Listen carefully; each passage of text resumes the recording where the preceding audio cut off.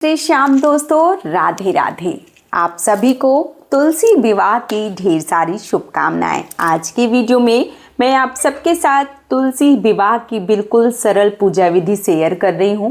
बिना किसी पुरोहित को बुलाए आप घर पे किस प्रकार से पूजा पाठ या माँ तुलसी का विवाह संपन्न कर सकते हैं, इस वीडियो में आपको संपूर्ण जानकारी देने वाली हूं। क्योंकि जो भगवान श्री हरि विष्णु हैं वो योग निद्रा से उठ जाएंगे और फिर भगवान श्री हरि विष्णु के साथ माता जो तुलसी हैं उनका विवाह किया जाएगा। चातुर्मास समाप्त होगा।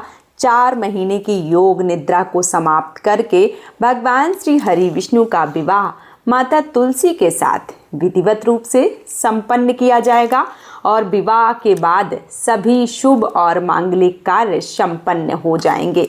तो बहुत ही शुभ संयोग का निर्माण होता है। ये जो दिन होता है ये अभूज मुहूर्त के रूप में पूजा जाता है और इस दिन से सभी जो कार्य होते हैं वो संपन्न होने प्रारंभ हो जाते हैं।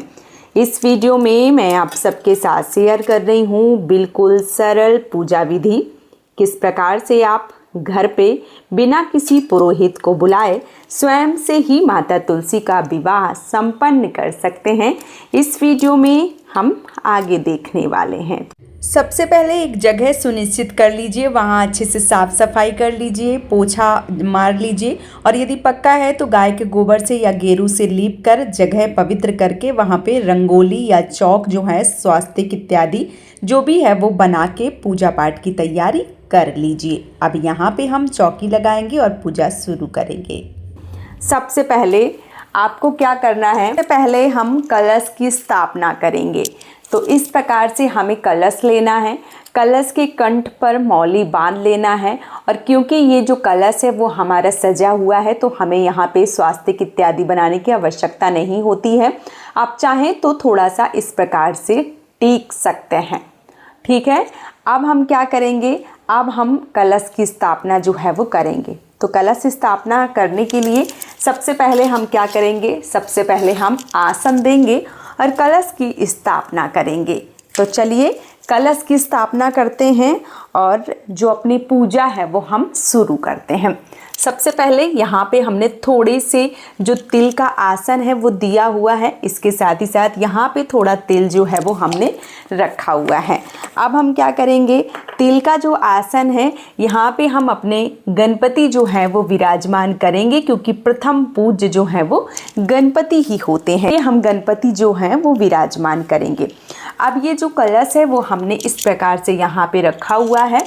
अब हम क्या करेंगे, कलश में सबसे पहले हम डालेंगे गंगा जल, फिर डालेंगे जल। तो यहाँ पे इस प्रकार से हमने डाल दिया है गंगा जल और इसके साथ ही साथ अब हम इस पे जो जल है वो डालेंगे। तो यहाँ पे हम इस प्रकार से जो जल है वो भर देंगे कंठ तक। तो हमने यहाँ पे जल जो है वो भर दिया है। अब हमें क्या करना है, अब हम यहाँ पे लेंगे जो सुपारी है, हल्दी की गांठ है, इसके साथ ही साथ जो सिक्का है, लौंग, इलायची, दुर्वा घास और इसके साथ ही साथ जो पुष्प है वो लेके और पूर्ण पात्र जो है वो रख के हम जो कलश की स्थापना है वो करेंगे। यहाँ पे हमने अशोक के पत्ते लिए हैं। यदि आपको जो मान लीजिए आम के पत्ते हैं वो मिल जाते हैं तो वो आप ले सकते हैं। यहाँ पे मैंने इस प्रकार से जो पत्ते हैं वो डाल के और कलश की स्थापना जो है वो आपको ज़रूर करनी है क्योंकि विवाह जैसा बड़ा कार्य है तो कलश की स्थापना करना बहुत ज़्यादा आवश्यक है। तो इस प्रकार से हमने कलश की स्थापना जो है वो ज़रूर करनी है। यहाँ पे हमने चावल से भरी हुई प्लेट ली है और ये हम इसी के ऊपर रख देंगे और इसके ऊपर हम दीप जो है वो प्रज्वलित करेंगे। आप चाहें तो इसके ऊपर नारियल जो है वो भी रख सकते हैं। हम यहाँ पे दीप कलश की स्थापना कर रहे हैं तो आप दीप कलश जो है वो भी रख सकते हैं। यहाँ पे हम दीप जो है वो प्रज्वलित करेंगे और हम अपनी पूजा शुरू करेंगे।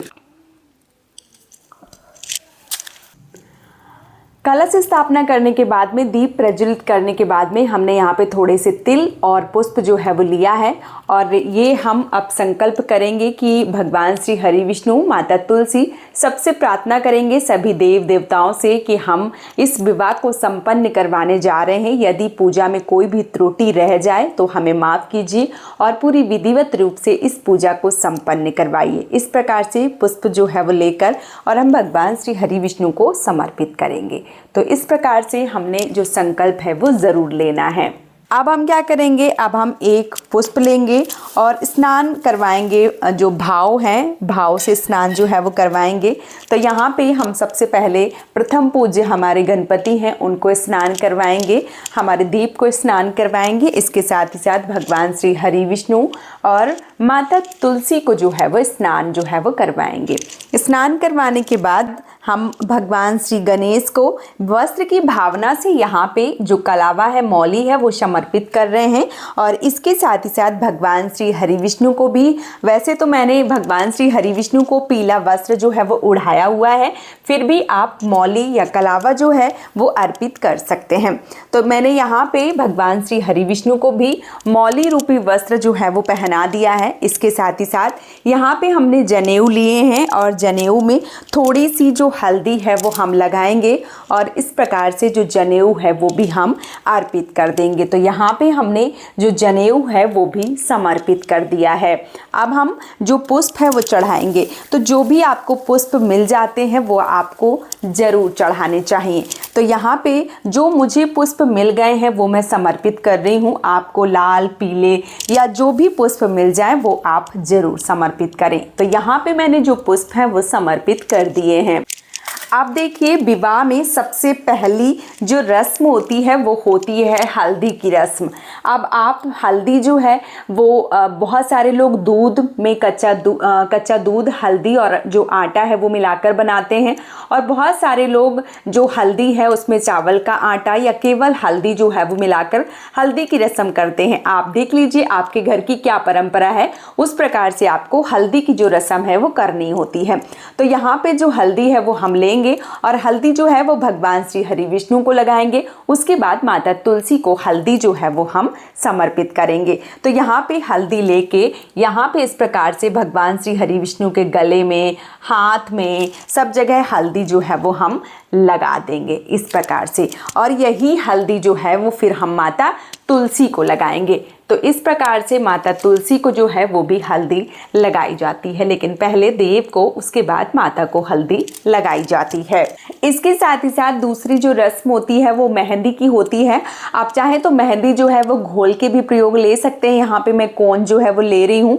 नई कोन जो है वो आपको लेनी होती है, यूज़ करी हुई कोन जो है वो आपको बिल्कुल नहीं लेनी है। इस बात का विशेष रूप से ध्यान जो है वो आपको रखना चाहिए। तो यहाँ पे जो मेहंदी है वो हम लेंगे और 5 बार भगवान श्री हरि विष्णु को लगाएंगे। तो इस प्रकार से हम मेहंदी लेंगे और भगवान श्री हरि विष्णु को जो मेहंदी है उनके हाथों में लगाएंगे। फिर जो लगी हुई मेहंदी है वो जो मेहंदी है वो हम माता तुलसी को भी यही मेहंदी जो है वो समर्पित करेंगे। तो इस प्रकार से आपकी जो दूसरी रस्म है मेहंदी वाली वो भी संपन्न हो जाती है। हल्दी और मेहंदी जो है वो लगने के बाद हम भगवान श्री हरि विष्णु और माता तुलसी को इत्र जो है वो ज़रूर समर्पित करेंगे, क्योंकि विवाह का दिन है और भगवान श्री हरि विष्णु को इत्र जो है वो बहुत ज़्यादा प्रिय है, इसलिए हम इत्र जो है वो समर्पित करेंगे। आप जो रुई है उसमें भी इत्र जो है वो लेके भगवान श्री हरि विष्णु को समर्पित कर सकते हैं, या आप हाथ में भी इत्र जो है वो लेके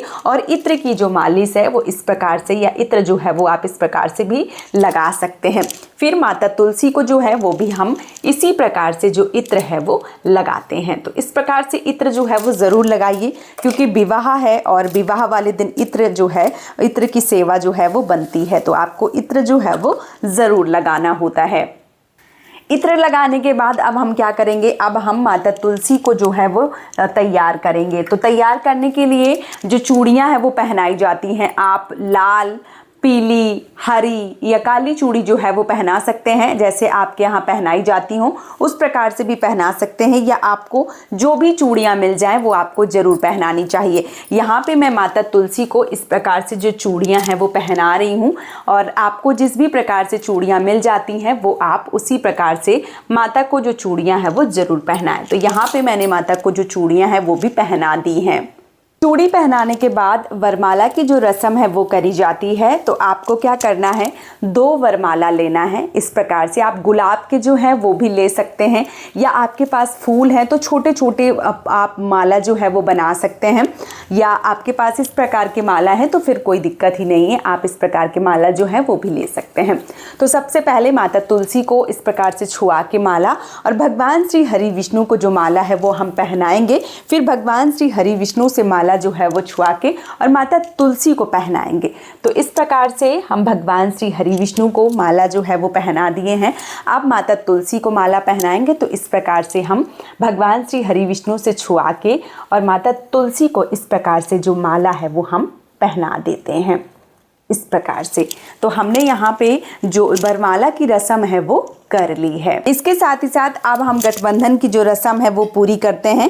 तो गठबंधन की रस्म करने के लिए यह, तो गठबंधन की रस्म के लिए आप अपने सामर्थ्य के अनुसार कुछ पैसे, हल्दी की गांठ और जो पुष्प है वो रख के गठबंधन की रस्म है वो करते हैं।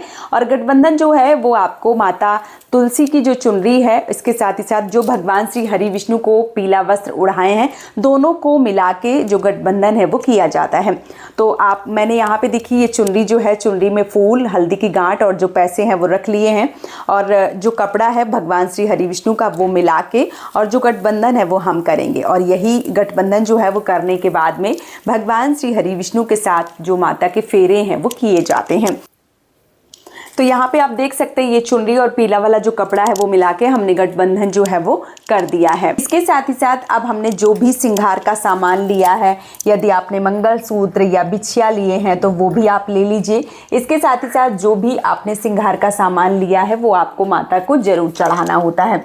तो आप अपने सामर्थ्य के अनुसार 5, 7, 16 सामान जो है वो ले सकते हैं। यहाँ पे मैंने दक्षिणा के कुछ पैसे और ये जो श्रृंगार है ये माता को इस प्रकार से छुआ के और यहीं पे हम रख देंगे। तो यहाँ पे ये जो श्रृंगार है माता को, ये आपको ज़रूर चढ़ाना होता है। बाद में लोगों के ये प्रश्न आते हैं कि दीदी इस श्रृंगार का हमें क्या करना है। तो ये प्रसाद होता है, आप इस श्रृंगार को स्वयं धारण जो है वो कर सकते हैं। ठीक है, तो इस प्रकार से मैंने जो श्रृंगार है वो चढ़ा दिया है। अब देखिए हम क्या करेंगे, जो भी फल हैं वो आप फल ले लीजिए। इसके साथ ही साथ जो भी आपके यहाँ मीठा प्रसाद भोग जो भी बना है वो लीजिए और सारी चीज़ें जो है वो इस प्रकार से समर्पित कर दीजिए भगवान को। यहाँ पे मैंने जो भी प्रसाद भोग लिया है वो सारी चीज़ें जो है वो समर्पित कर दी हैं। इसके साथ ही साथ एक लोटा जो जल है वो भी हम इस प्रकार से रखेंगे और सारी भोग की जो भी चीज़ें हैं वो हम समर्पित कर देंगे। अब इसके साथ ही साथ अब हमें क्या करना होता है, अब हमें हवन की तैयारी करनी होती है, क्योंकि हवन जो है वो बहुत ज़्यादा ज़रूरी है। हवन जो है वो हमें पूजा में ज़रूर शामिल करना चाहिए। और इसके साथ ही साथ आपको एक पान का पत्ता लेना है और उस पान के पत्ते में आपको लौंग, इलायची और बतासा फूल जो है वो रख के माता तुलसी को ज़रूर समर्पित करना होता है। ये बहुत ज़्यादा ज़रूरी होता है। तुलसी विवाह या किसी भी पूजा को जब हम करते हैं तो जो पान का पत्ता है वो बहुत ज़्यादा ज़रूरी होता है। तो यहाँ पे हमने एक पान का जो पत्ता है वो लिया हुआ है। जो पान के पत्ते होते हैं वो बहुत ज़्यादा कोमल होते हैं, तो इसलिए इनको बहुत ही संभाल के रखना पड़ता है, नहीं तो फिर ये जो पत्ते होते हैं ये मुरझा जाते हैं। तो यहाँ पे देखिए जो डंठल होता है वो हमेशा तोड़ के ही पान का पत्ता जो है वो चढ़ाया जाता है, ऐसे नहीं चढ़ाया जाता है। तो यहाँ पे इस प्रकार से जो है वो तोड़ दीजिए। इसके साथ ही साथ हमने यहाँ पे पान का पत्ता लिया है, बतासा लिया है, लौंग ली है, इलायची ली है और यहाँ पे जो पुष्प है वो लेके और इस प्रकार से हम जो मान लीजिए माता तुलसी हैं उनको चढ़ाएंगे। तो ये जो है वो आपको ज़रूर करना होता है। आप अक्षत के रूप में थोड़े से जो तिल हैं वो भी समर्पित कर दीजिए। इस प्रकार से ये जो वीड़ा बतासा है ये आपको ज़रूर समर्पित करना होता है। ठीक है, अब हम क्या करेंगे, अब हम हवन की तैयारी करेंगे। तो हवन जो है वो आपको पूजा में ज़रूर करना है, भले ही आप छोटा हवन करें बड़ा करें, लेकिन करें ज़रूर, क्योंकि जो अग्नि होती है विवाह में वो बहुत ज़्यादा ज़रूरी होती है। तो हमने क्या किया है, एक इस प्रकार की प्लेट ली हुई है और इसके साथ ही साथ यहाँ पे हमने मिट्टी का ये देखिए उपला लिया है और जो हवन कुंड है वो लिया है। हम यहाँ पे रखेंगे और जो हम हवन की विधि है वो पूरी करेंगे। अब देखिए जो हमने उपले लिए हैं, आप कपूर डाल के भी जला सकते हैं या आप घी डाल के जो है वो जला सकते हैं। मैंने यहाँ पे जो उपले लिए हैं उनमें हम डालेंगे कपूर और जो उपले हैं वो हम जला देंगे इस प्रकार से। तो मैंने यहाँ पे जो कपूर है वो रख दिया है और जो हम अपना हवन है वो इस प्रकार से जला लेंगे। तो यहाँ पे हमने जो अपना हवन कुंड है वो जला लिया है। अब हमें क्या करना है, हमें हवन कुंड का जो पूजन है वो करना होता है। तो यहाँ पे हम जो स्नान है वो करवाएंगे, इसके साथ ही साथ जो हम तिलक है वो करेंगे। तो इस प्रकार से हमने हवन कुंड का जो तिलक है वो ज़रूर करना है। तो इस प्रकार से हमने हवन कुंड का जो तिलक है वो भी कर दिया है। और अब हम क्या करेंगे, अब हमें जो आहुतियाँ हैं वो देनी होती हैं। तो जो आहुति हैं वो हम देंगे और फिर आगे हम फेरे की रस्म जो है वो करवाएंगे। तो यहाँ पे 3, 5, 7 आहुतियाँ जो हैं वो आपको देनी पड़ती हैं। पहले घी की आहुति दें और उसके साथ ही साथ हवन सामग्री की जो आहुति हैं वो आपको देनी होती हैं। तो यहाँ पे मैंने आहुति जो है वो दे रही हूँ। आप अगर सब लोग पूजा कर रहे हैं तो आप सब लोग मिलके जो आहुति है वो दे सकते हैं। इस प्रकार से जो आहुति है वो देना बहुत ज़्यादा ज़रूरी होता है। अब देखिए फेरों की जो रस्म है वो करवाई जाती है।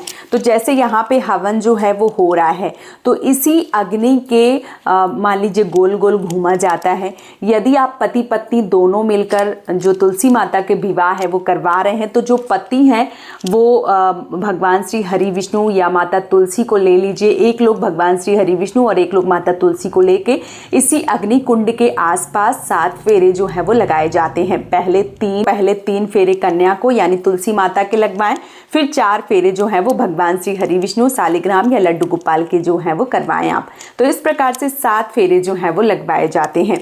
और यदि आप अकेले पूजा कर रहे हैं तो आपको वो नियम जो है वो भी मैं बता दे रही हूँ। आपको क्या करना है, एक जटा वाला नारियल लेना है और जटा वाले नारियल को लेके और जो मौली है, जो कलावा है वो आपको बांधना होता है। और इस प्रकार से आपको जो फेरे हैं फेरे के भाव से आपको करना होता है कि माता तुलसी इस प्रकार से हम आपके फेरे जो हैं वो करवा रहे हैं। तो इस प्रकार से आप जो 7 बार फेरे हैं वो करवा के और जो नारियल होता है वो आपको यहीं पे समर्पित कर देना है। तो आप देख लीजिए कि अगर आप दोनों पति पत्नी मिलके करवा रहे हैं तो आप इस अग्नि के आसपास घूमकर 7 फेरे संपन्न कीजिए। और यदि अकेले कर रहे हैं तो आप नारियल से फेरे जो है वो करवा सकते हैं।